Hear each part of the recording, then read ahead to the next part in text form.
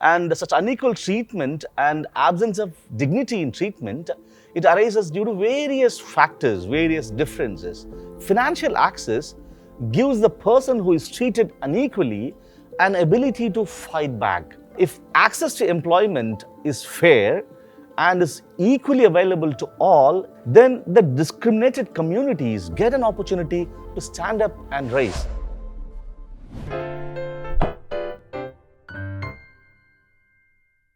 Hello everyone, my name is Gat. I'm your moderator today, and welcome everyone to SpearheadTalk in the edition of Peace and Development. And today's episode, we're having one researcher who is doing some interesting research topic.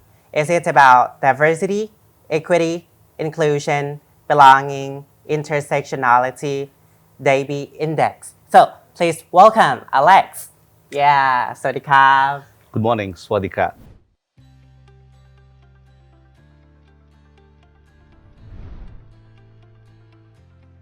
I'm Alex Paul Menon and I hail from the province of Tamil Nadu in India, the largest democracy in the world. And I'm an electronics student engineer by educational background, but a very passionate public policy practitioner by interest. I believe that our lives are governed entirely by public policy. What we wear, what we eat, where we live, what we study, where we work, everything is decided by public policy, overtly or covertly. So lots of our conflicts are due to the way we have designed our public policies. So my core interest lies in using public policies as a tool to resolve conflicts in multiple sectors. And as part of my journey of using public policy to resolve conflicts, I joined the Rotary Peace Fellowship to try and address the issue of dignity in employment and access to employment opportunities for the marginalized, underprivileged, underrepresented, discriminated sections of the society. So this program has helped me work on this deep malaise in society and find a workable solution to address this issue. Wow, interesting. And I like you told me that you use public policy for conflict resolution. So please tell me more about your research. How is that involved with public policy and conflict resolution? See, one of the key reasons for conflict is the issue of dignity. When a person isn't treated with dignity by another person, conflicts emerge.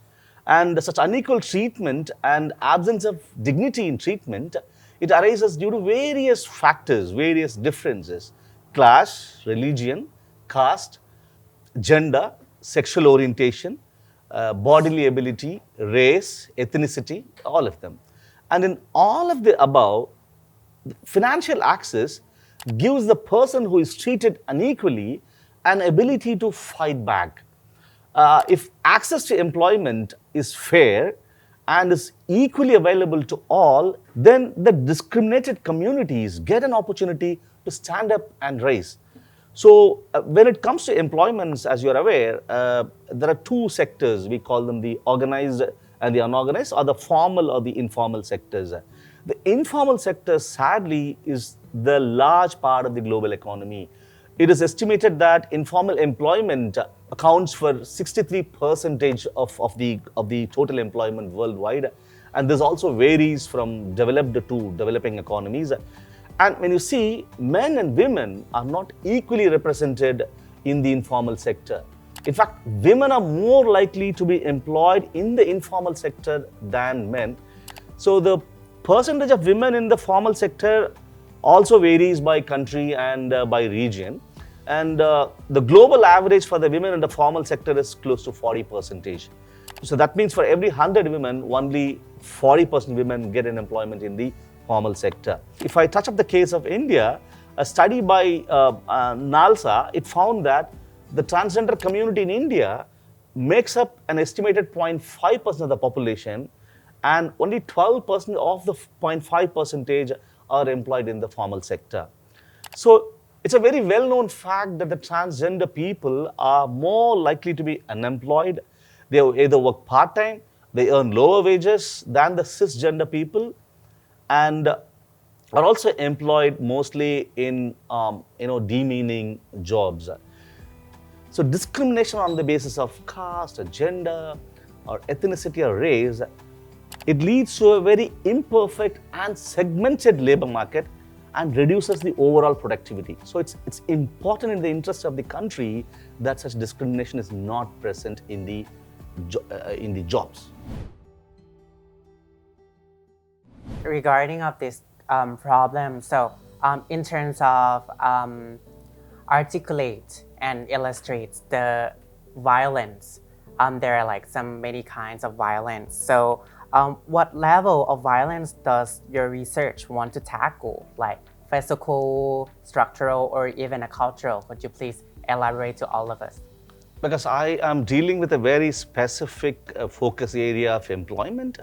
Here the violence is mostly structural, where access to opportunities are denied based upon somebody's gender or somebody's caste or somebody's sexual orientation or somebody's religion.